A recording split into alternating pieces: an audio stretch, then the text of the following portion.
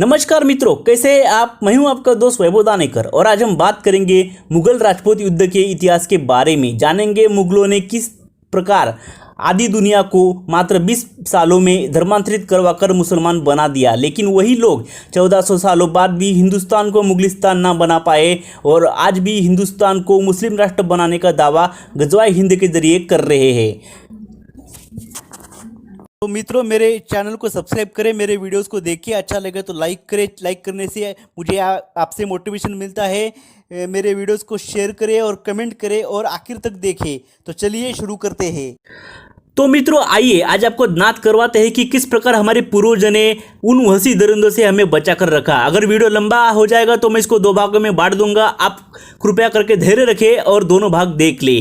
तो मित्रों, 622 ईस्वी से लेकर 634 ईस्वी तक यानी मात्र 12 सालों में अरबों के सभी मूर्ति पूजकों को पेग मोहम्मद ने इस्लाम की तलवार से पानी पिलाकर मुसलमान बना दिया था। मित्रों, 634 ईस्वी सन से लेकर 651 ईस्वी सन तक यानी मात्र 17 सालों में सभी पारसियों को तलवार की नोक पर इस्लाम की दीक्षा दी गई।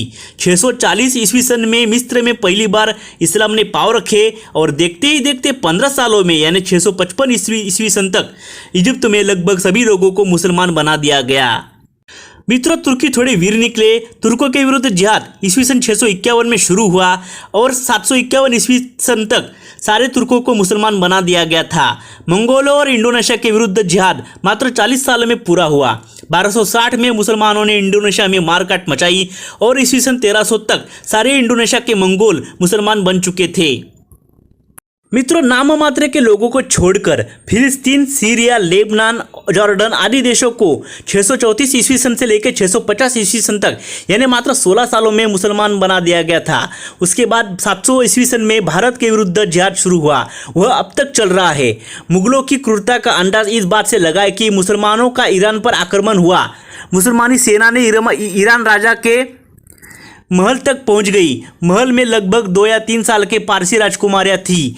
ईरान पर आक्रमण अली ने किया था, जिसे शिया मुसलमान मानते हैं। आपको लगता होगा कि अली कोई बहुत बड़ा महात्मा था, इसलिए शिया मुसलमान थोड़े ठंडे होते हैं, जबकि ऐसा कुछ भी नहीं है। कासिम, अकबर, औरंगजेब और अली नाम के राक्षस में सूत मात्र का भी फर्क नहीं है। तो मित्रों, पारसी राजकुमारी को बंदी बना लिया गया। अब वह कन्या थी, तो लूट के माल पर पहला हक खलीफा मुगीरा इब्न सुबा का था। खलीफा को वह मासूम बच्ची भोग के लिए भेंट कर दी गई, लेकिन खलीफा ईरान में अली की लूट से इतना खुश था कि अली को कह दिया, इसको तुम भोग करो।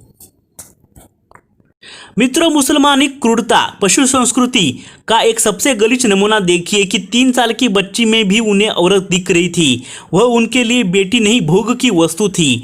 बेटी के प्रेम में पिता को भी बंदी बनाना पड़ा। इस्लाम या मौत में से एक चुनने का विकल्प पारसी राजा को दिया गया। पारसी राजा ने मृत्यु चुनी। अली ने उस 3 साल की मासूम राजकुमारी को अपनी पत्नी बना लिया।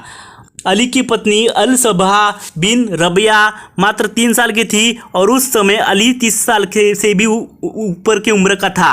यही है इस्लाम और यही है इस्लाम की संस्कृति। मैंने मात्र यह ईरान का उदाहरण दिया, इजिप्ट हो या अफ्रीकन देश, सभी जगह यही हाल था। तो मित्रों, जिस तरीके से सीरिया आदि को जीता गया था, उसकी कहानी तो और भी दर्दनाक है।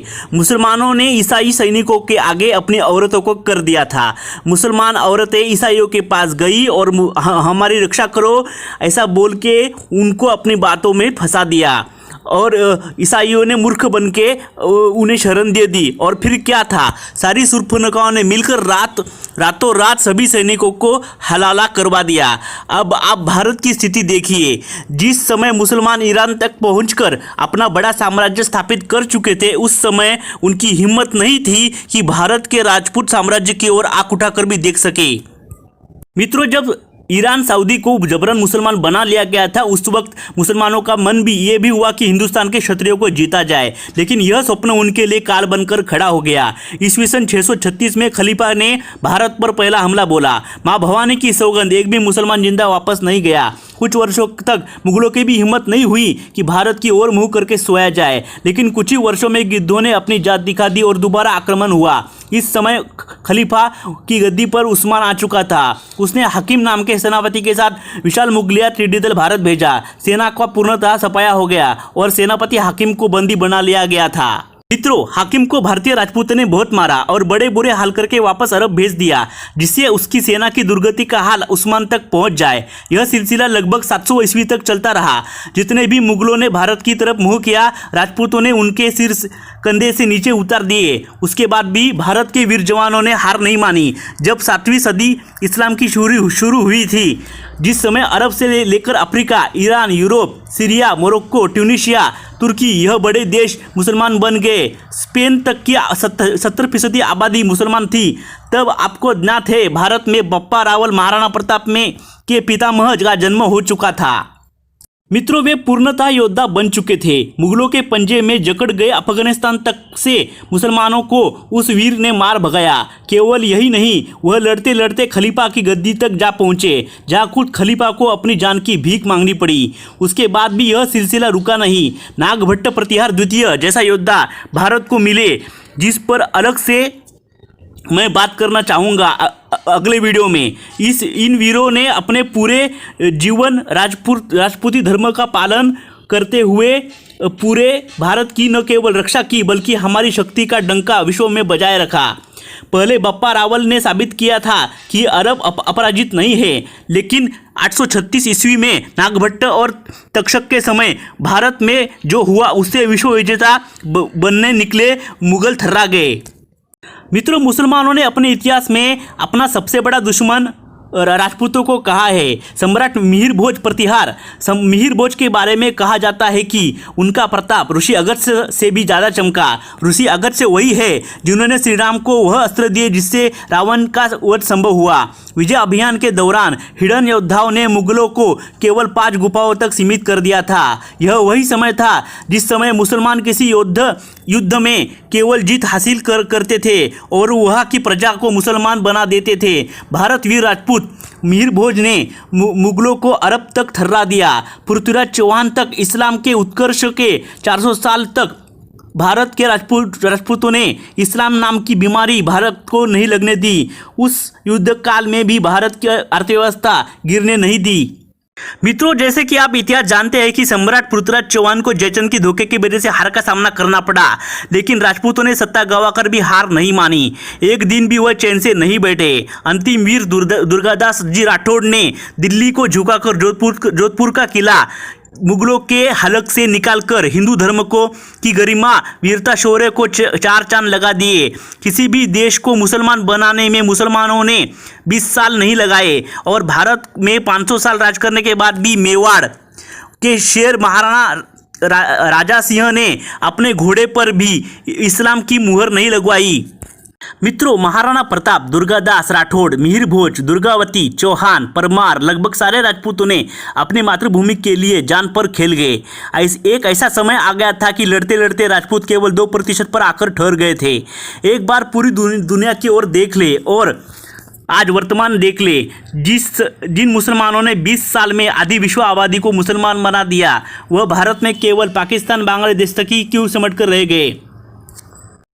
मित्रों, मैं जानता हूं कि वीडियो बहुत लंबा हो गया है, लेकिन मैं आखिर में छत्रपति शिवाजी महाराज के बारे में बात करना चाहूँगा।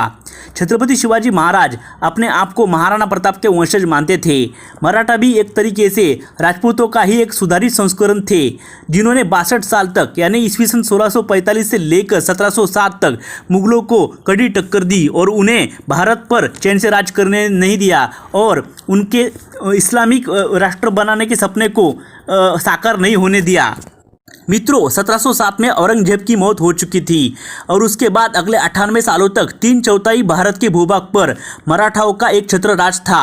यानी कॉलोनियल पीरियड आने से पहले हिंदू और मुसलमानों के बीच जो लड़ाई हुई, उसमें हिंदुओं ने जीत पा ली थी और अपने मातृभूमि को मुगलों के चंगुल से छुड़ा लिया था। लेकिन उसके बाद हम एकजुट नहीं रह पाए और अंग्रेज़ों ने हम पर 150 सालों तक राज किया। मित्रों, मेरा वीडियो अंत तक देखने के लिए बहुत बहुत शुक्रिया। आखिर में मैं यही कहना चाहूँगा कि हमारा इतिहास हमें एकजुट होकर लड़ना सिखाता है। इसलिए सभी कोशिश करें कि जाति भेद भूलकर सभी हिंदू एकजुट हो जाए।